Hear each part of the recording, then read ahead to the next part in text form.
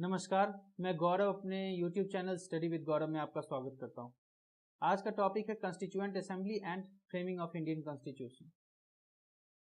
Before we start, understand the term constituent assembly. As we can see, two word is there, constituent and assembly. Assembly is group of people sitting together. Group of people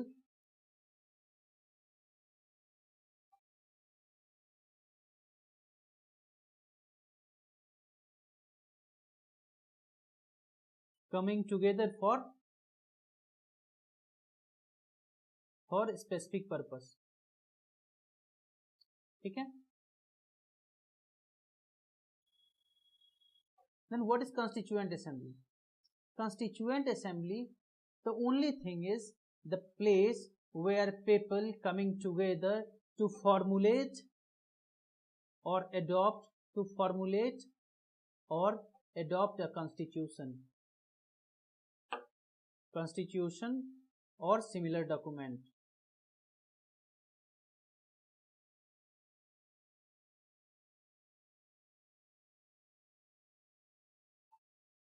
कोई भी constituent assembly का मतलब है संविधान सभा का, कि ऐसी सभा जो कि संविधान को बनाने और उसको आत्मसात करने के लिए, उसको अडॉप्ट करने के लिए बनाई जाती है।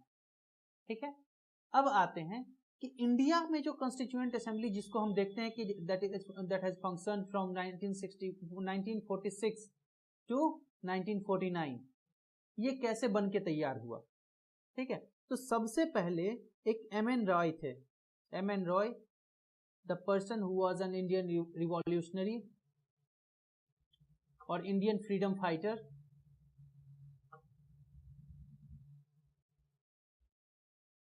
मानवेंद्र नाथ रॉय।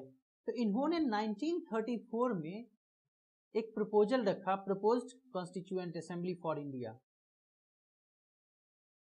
ठीक है, कॉन्स्टिट्यूएंट असेंबली फॉर इंडिया, जो कि देखते हैं अगले साल जो कांग्रेस का अधिवेशन होता है 1935 में, तो ये कांग्रेस का ऑफिशियल डिमांड बन जाता है, official demand of Congress party. ठीक है, जैसा कि हमने अपने प्रीवियस लेक्चर में देखा कि 1935 में इलेक्शंस हो, 1937 में 1935 के गवर्नमेंट ऑफ इंडिया एक्ट के अनुसार इलेक्शंस होते हैं, और इलेक्शंस में क्या होता है, कांग्रेस पार्टी ब्रूट मेजोरिटी में मोस्ट ऑफ द प्रोविंसेस में सरकार बनाती है। लेकिन इसी बीच meanwhile the second world war broke out. कब? 1939 में सेकेंड वर्ल्ड वॉर स्टार्ट हो जाता है। फर्स्ट वर्ल्ड वॉर कब हुआ था? 1914 टू 1918, और सेकेंड वर्ल्ड वॉर स्टार्ट हो जाता है जो कि चलता है 1939 टू 1945 तक। ठीक है, तो 1939 में जब सेकेंड वर्ल्ड वॉर स्टार्ट हो जाता है और ब्रिटिश गवर्नमेंट क्या करती है, इंडिया की तरफ से भी वॉर डिक्लेयर कर देती है।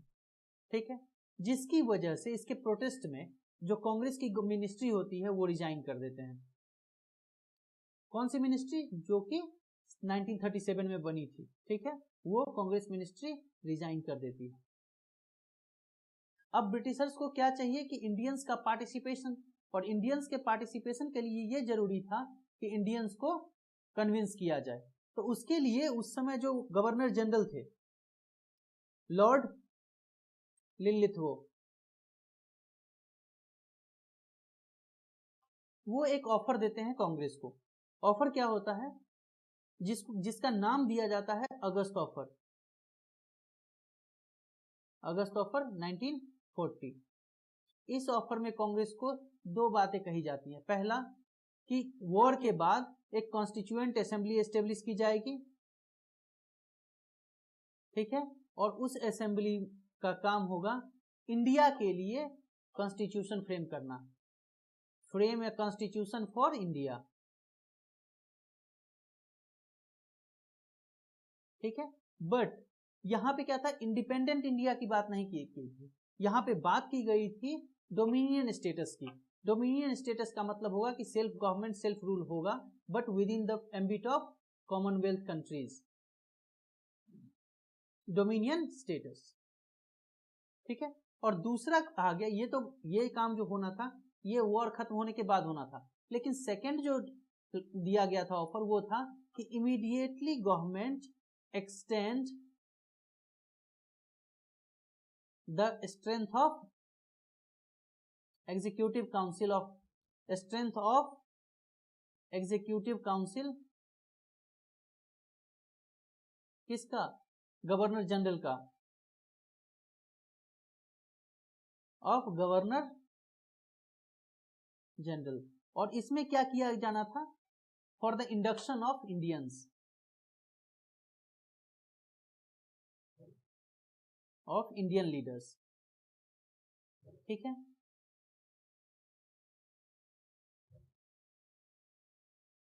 इसके बाद देखते हैं कि वॉर चल रहा होता है, इंडियन लीडर्स जो है सो वॉर को बाद में सपोर्ट भी करते हैं, बट 1942 में क्रिप्स मिशन आता है। 1942 में क्रिप्स मिशन आता है स्टेफर्ड क्रिप्स के नेतृत्व में। ठीक है, और ये क्रिप्स मिशन जब आता है तो इसको भेजा जाता है दो पर्पस के लिए, एक तो कॉन्स्टिट्यूएंट असेंबली फ्रेम करने के लिए, और दूसरा कि जो इंडियन लीडर्स हैं उनसे बात करने के लिए, उनके बीच में कंसेंसस जनरेट करने के लिए, ताकि वो जो प्रोविजंस होंगे कॉन्स्टिट्यूशन के उस पे अग्री कर जाएं। ठीक है, बट यहां पर भी हम देखते हैं कि ये भी डोमिनियन स्टेटस की बात करता है। ठीक है, फाइनली जब 1945 में वॉर खत्म होता है और ब्रिटेन में सत्ता परिवर्तन होता है, और सत्ता परिवर्तन में देखते हैं कि लेबर पार्टी पावर में आती है, और लेबर पार्टी जब पावर में आती है 1946 में, तो वो भेजते हैं यहां से कैबिनेट मिशन। ठीक है, और यहां पे प्राइम मिनिस्टर कौन है? क्लीमेंट एटली।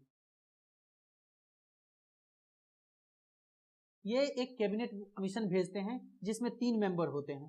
पहली बार होता है कि इंडिया में ब्रिटिश कैबिनेट के 3 मेंबर एक साथ इंडिया आते हैं, और वो आकर के यहाँ पे अपने पर्पस के लिए, जो पर्पस दिया जाता है उनको, जो ऑब्जेक्टिव डिफाइन होता है उसके लिए काम करते हैं। तो ये 3 मेंबर कौन होते हैं? जिसके हेड होते हैं पैथिक लॉरेंस।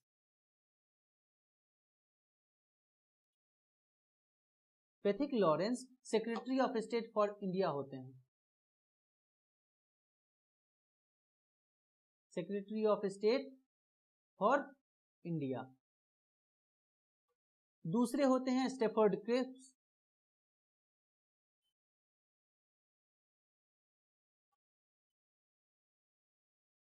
ये प्रेसिडेंट होते हैं किस चीज के? बोर्ड ऑफ ट्रेड के, president of board of trade.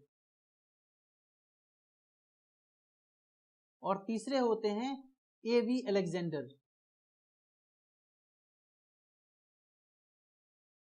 ठीक है, ये होते हैं first Lord of Admiralty.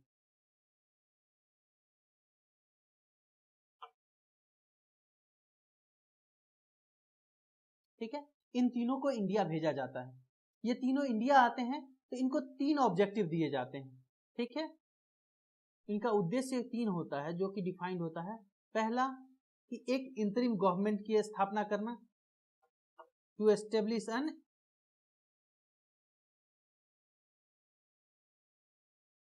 इंतरिम government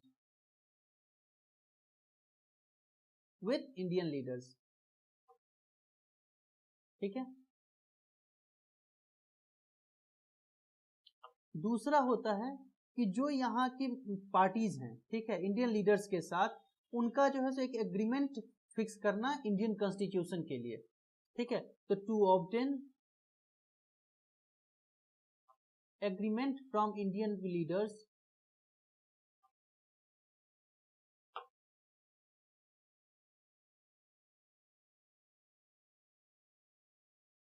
for framing of Indian constitution.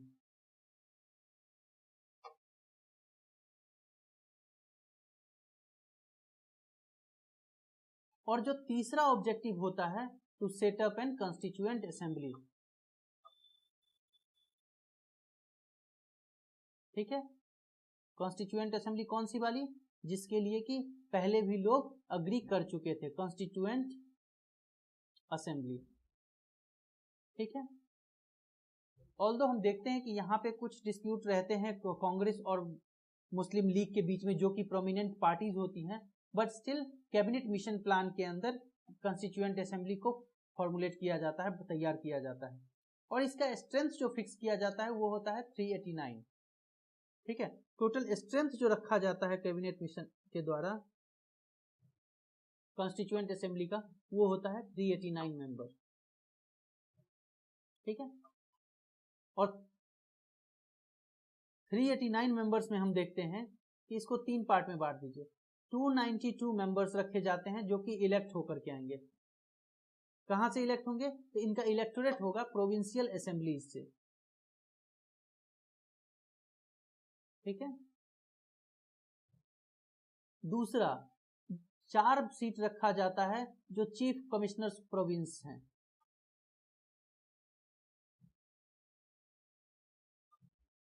Chief commissioners provinces. अब ये चीफ कमिश्नर प्रोविंस कौन कौन से हैं, तो ये 4 थे, दिल्ली, कुर्ग, अजमेर मेवाड़ एंड बलूचिस्तान। ठीक है, और लास्ट जो होता है 93 सीट्स, 93 सीट्स जो फिक्स किए जाते हैं, वो होते हैं रिप्रेजेंटेटिव्स ऑफ प्रिंसली स्टेट्स।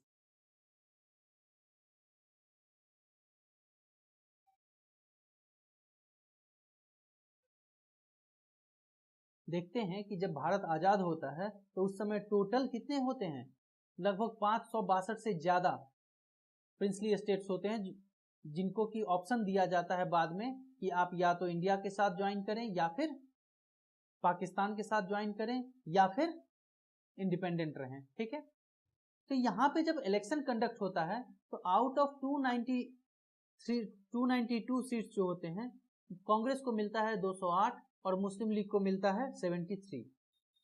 ठीक है, यहीं से मुस्लिम लीग को ये फील हो जाता है कि भाई यहाँ पे तो कांग्रेस की मेजोरिटी रहेगी तो हमारी बात नहीं चलेगी, और जिसको कि ये गलत तरीके से इंटरप्रेट करते हैं एमंग द मासेस। और 16 अगस्त एंड 16 अगस्त 1946 को ब्लैक डे कहा जाता है। क्यों, क्योंकि यहां से मोहम्मद अली जिन्ना अनाउंस करते हैं direct action day. Direct action day किस चीज के लिए, for separate constituent assembly and separate Pakistan. ठीक है, कॉन्स्टिट्यूएंट असेंबली बैठती है उसमें, लेकिन शुरू से ही देखते हैं कि कॉन्स्टिट्यूएंट असेंबली को मुस्लिम लीग बॉयकॉट करती है। सिमिलरली ये आगे फिर भी काम होना शुरू होता है, लेकिन बीच में 3 जून 1947 को माउंटबेटन एक प्लान लेके आते हैं। माउंटबेटन जो कि उस समय गवर्नर जनरल होते हैं इंडिया के, वो एक प्लान लेके आते हैं जिसको माउंटबेटन प्लान या फिर 3 जून प्लान कहा जाता है, या फिर पार्टीशन प्लान भी कहा जाता है। और ये अनाउंस कर देते हैं कि India will be divided into dominion of India and dominion of Pakistan, and the princely states जो हैं वो इंडिपेंडेंट हो जाएंगे। और इसी चीज को बेस बना करके ब्रिटिश गवर्नमेंट पास करती है एक लेजिस्लेशन जिसका नाम होता है India independence act.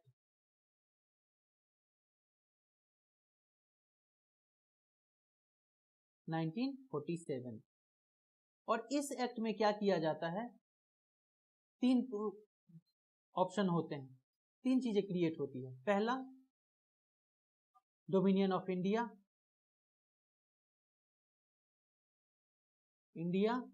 Dominion of Pakistan and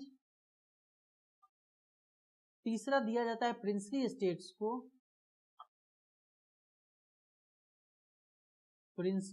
को, ठीक है, क्या, स्टेटस को एंटे।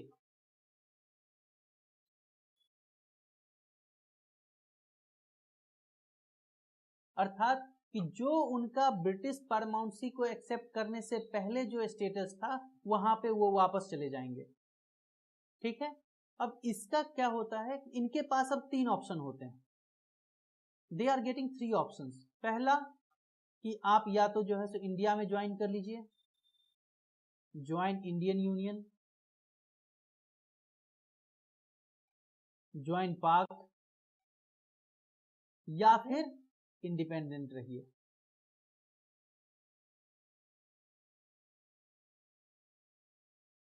अब सोचिए अगर ये इंडिपेंडेंट रहते तो आज टोटल जो इंडिया, एक इंडिया है, वो एक इंडिया ना होकर के 500 से ज्यादा देश होता। ठीक है, अब आते हैं कि कॉन्स्टिट्यूएंट असेंबली में फाइनली हुआ क्या। तो इसकी फर्स्ट सीटिंग बैठी कॉन्स्टिट्यूएंट असेंबली की, वो बैठी 9 दिसंबर 1946। 9 दिसंबर 1946 को फर्स्ट सीटिंग। ठीक है, पहली बैठक में 3 काम हुए। क्या? जो टेम्पररी प्रेसिडेंट का इलेक्शन हुआ।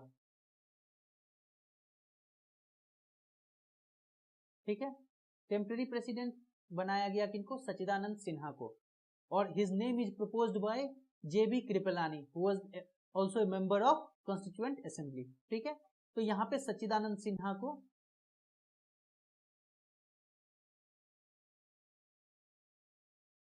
टेम्पररी प्रेसिडेंट चुना गया, इन्होंने शपथ ली। उसके बाद दूसरा काम हुआ, वो हुआ इनॉग्रल स्पीच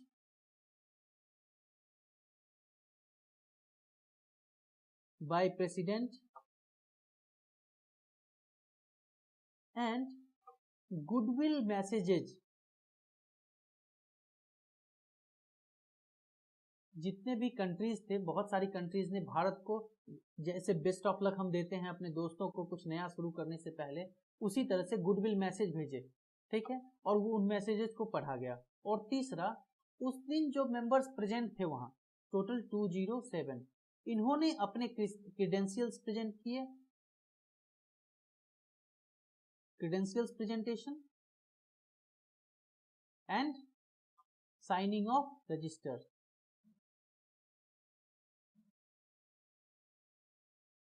ठीक है, क्रीडेंशियल्स का मतलब है कि जो उनको सर्टिफिकेट दिया गया था कि yes they are elected for constituent assembly, उन्होंने वो सर्टिफिकेट प्रेजेंट किया हाउस में, और उसके बाद बतौर मेंबर कॉन्स्टिट्यूएंट असेंबली में मेंबरशिप के लिए रजिस्टर को साइन किया, और उन्होंने मेंबरशिप की ओथ ली। सारे मेंबर्स को ओथ दिलाई गई। इसके बाद होता है 13 दिसंबर 1946। 13 दिसंबर 1946, 13 दिसंबर 1946, इस डेट को ऑब्जेक्टिव रिजोल्यूशन मूव किया जाता है, और it is moved by Pandit Nehru. और ये वही ऑब्जेक्टिव रिजोल्यूशन में क्या रखा जाता है? ऑब्जेक्टिव रिजोल्यूशन में बताया जाता है कि हम जो भारत का संविधान फ्रेम करने जा रहे हैं, the constitution of India would be like, कैसा होगा भारत का संविधान, जिसमें वो कहते हैं कि सोवरेन डेमोक्रेटिक रिपब्लिक, जो कि nature of constitution, nature of state को बताता है। सिमिलरली वो बताते हैं कि equality of status end of opportunity, justice, किस तरह के? Social, economic and political. तो इस तरह से ये फ्रेमवर्क को लेट डाउन करते हैं। ठीक है, फ्रेमवर्क फॉर फ्यूचर कॉन्स्टिट्यूशन।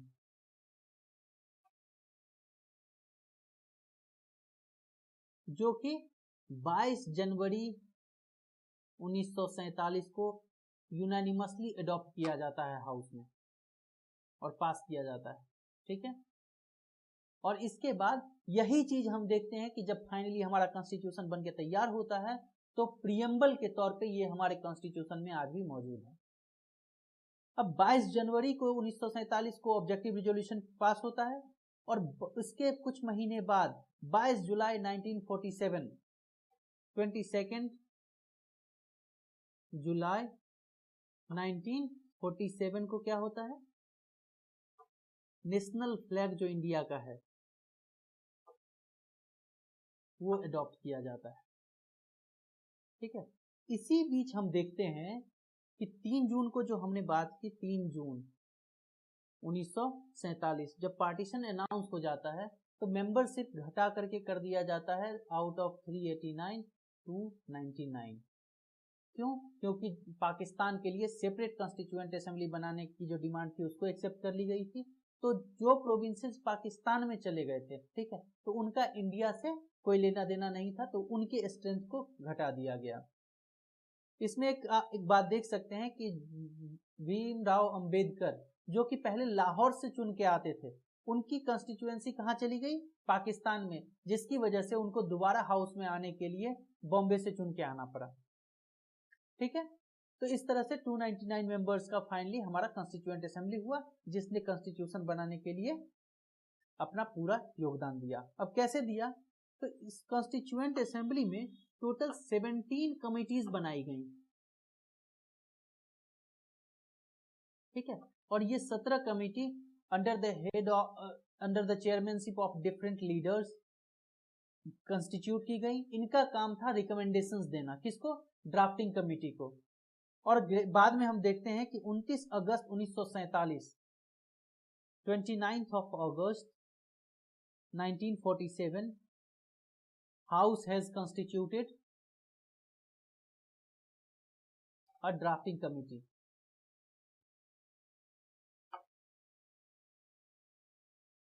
ठीक है, और इस ड्राफ्टिंग कमेटी के चेयरमैन बनाए गए कि कौन? Doctor B.R. अंबेडकर।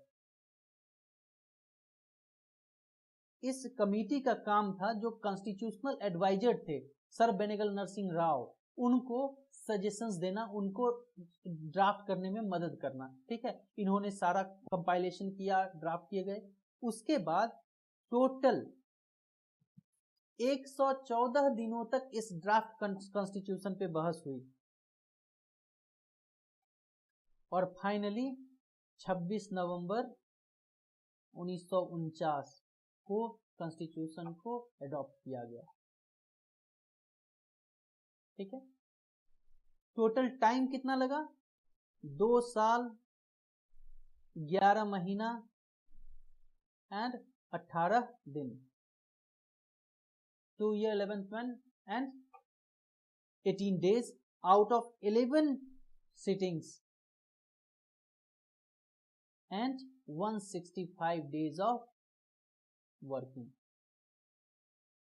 और तब जाकर के हमारा 22 भाग, 395 धाराएं और 10 शेड्यूल, ठीक है, 9 शेड्यूल एक्चुअली स्टार्टिंग में, 8 शेड्यूल इनिशियल कॉन्स्टिट्यूशन में, 9th शेड्यूल ऐड किया गया फर्स्ट कॉन्स्टिट्यूशनल अमेंडमेंट के द्वारा, 10th शेड्यूल आया 52nd कॉन्स्टिट्यूशनल अमेंडमेंट एक्ट के द्वारा, 11th और 12th शेड्यूल जो आज है वो आया 73rd कॉन्स्टिट्यूशनल अमेंडमेंट के द्वारा। तो ओरिजिनली कॉन्स्टिट्यूशन में 22 parts, 395 articles and 8 schedules were there। ठीक है, 8 शेड्यूल थे। ठीक है, और इस तरह से ये कॉन्स्टिट्यूशन बन के तैयार हुआ और 26 नवंबर को हम देखते हैं कि 284 मेंबर्स ने जो फाइनल कॉन्स्टिट्यूशन हुआ उस पे साइन किया। ठीक है, और साइन करके उसको क्या किया गया? Adopt, enact and give ourself. ठीक है, और यहां से क्या हुआ? जो कॉन्स्टिट्यूएंट असेंबली था उसको कन्वर्ट कर दिया गया।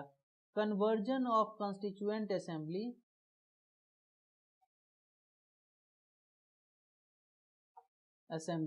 Into provisional parliament.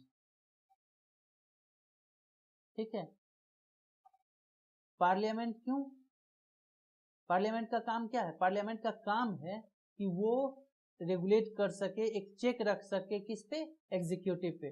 ठीक है, तो और दूसरा लेजिस्लेशन कर सके। तो प्रोविजनल पार्लियामेंट में कन्वर्ट कर दिया गया और ये प्रोविजनल पार्लियामेंट तब तक रहा जब तक कि 1952 में पहला जनरल इलेक्शन नहीं होता है। ठीक है, तो इस तरह से हमारा कॉन्स्टिट्यूएंट असेंबली और कॉन्स्टिट्यूशन बन के तैयार हुआ।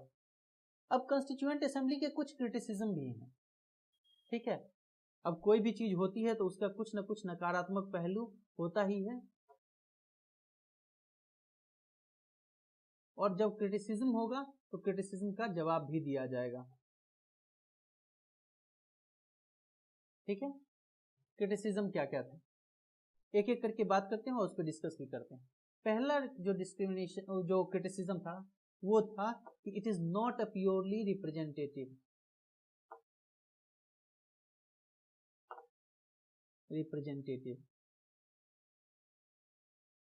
ठीक है, ये क्यों कहा गया, क्यों ये प्योरली रिप्रेजेंटेटिव नहीं था?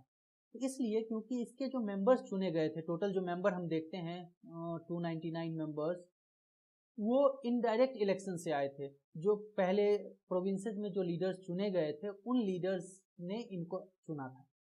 ठीक है, और वो भी जो प्रोविंसेस में जो लीडर्स चुने गए थे प्रोविंशियल लेजिस्लेटिव असेंबलीज के लिए, तो उनका इलेक्टोरेट भी छोटा था।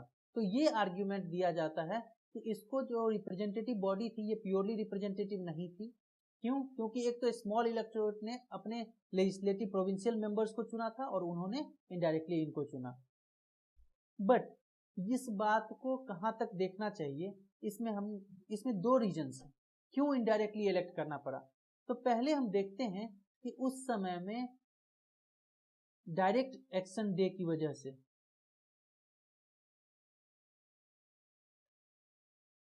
डायरेक्ट एक्शन डे जो था उसकी वजह से क्या हो रहा था, हर जगह राइटिंग चल रही थी, हर तरफ दंगे चल रहे थे। अब दंगों के बीच में पूरा इलेक्शन करा पाना, ठीक है, वो एक डिफिकल्ट टास्क था।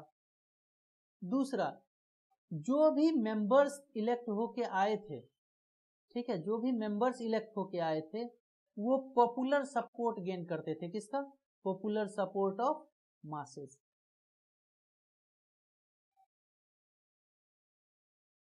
ठीक है, तो इसीलिए ये कहना कि ये रिप्रेजेंटेटिव बॉडी नहीं है, रिप्रेजेंटेटिव होना तो बस एक छोटी बात हो गई ना यहाँ पे, क्योंकि छोटे इलेक्टोरेट से आया था, लेकिन जो भी लीडर चुन के आए थे वो सब मासेज में पॉपुलर लोग थे।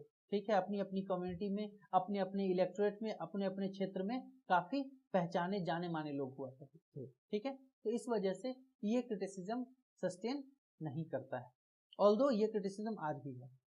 सेकेंड जो है हमारा क्रिटिसिज्म किया गया वो था कि नॉट सोवरेन बॉडी।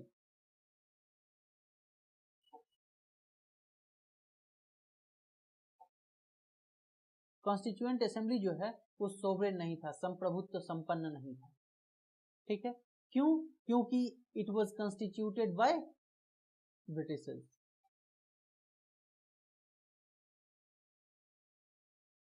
ब्रिटिश, ठीक है, तो केवल ब्रिटिश ने इसको कॉन्स्टिट्यूट किया था। कैसे? तो इंडियन लीडर्स के साथ। लेकिन सोवरेनिटी की बात हम जब करते हैं तो हम देखते हैं कि क्या कॉन्स्टिट्यूएंट असेंबली ने जो भी प्रपोजल पास किया उसमें ब्रिटिशर्स का कोई लेना देना था? नहीं। जो भी कुछ पास हुआ क्या उसके लिए गवर्नर जनरल या वायसराय की अप्रूवल रिक्वायर्ड थी? नहीं। तीसरी बात देखते हैं कि क्या उसको जब पास होने के बाद 1950 में जब अडॉप्ट किया गया उस समय क्या ब्रिटिश से कोई परमिशन लेनी पड़ी थी? नहीं। तो constituent assembly although it was constituted by British body और British parliament, but it was sovereign within its sphere to legislate for Indian constitution. Clear? इसका थर्ड जो क्रिटिसिज्म आता है वो कहा जाता है कि assembly was not a assembly of Indians but the assembly of Hindu dominance.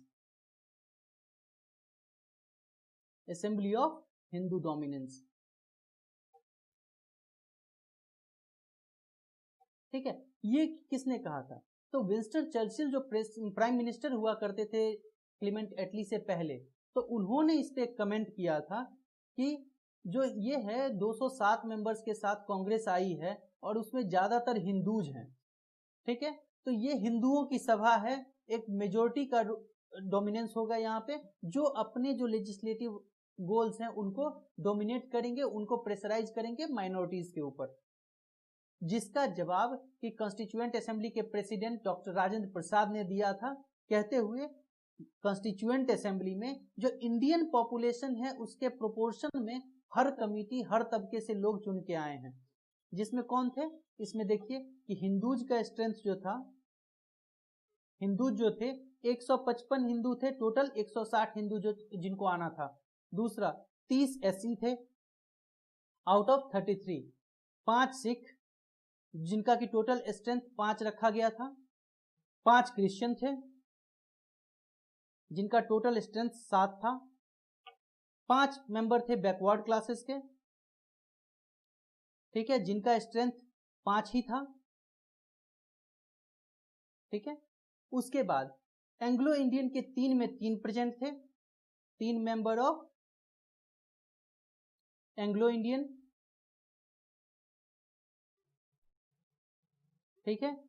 और उसके बाद पारसी के तो 3 में से 3 थे, 3 Parsi member out of 3 and 4 Muslim out of 80 members.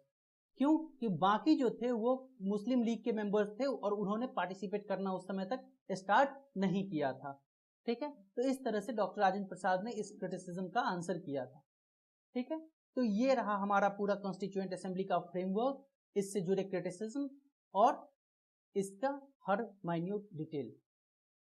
Description में लोकसभा के वेबसाइट पे फैक्चुअल डाटा के तौर पे उसका लिंक प्रोवाइड किया जाएगा, जिसके थ्रू कि आपको फैक्चुअल इंफॉर्मेशन जो भी है उसको मिलने में मदद मिलेगी। बाकी अगर कोई डाउट रहता है you can feel free to ask in comment. Thank you so much, thanks for watching.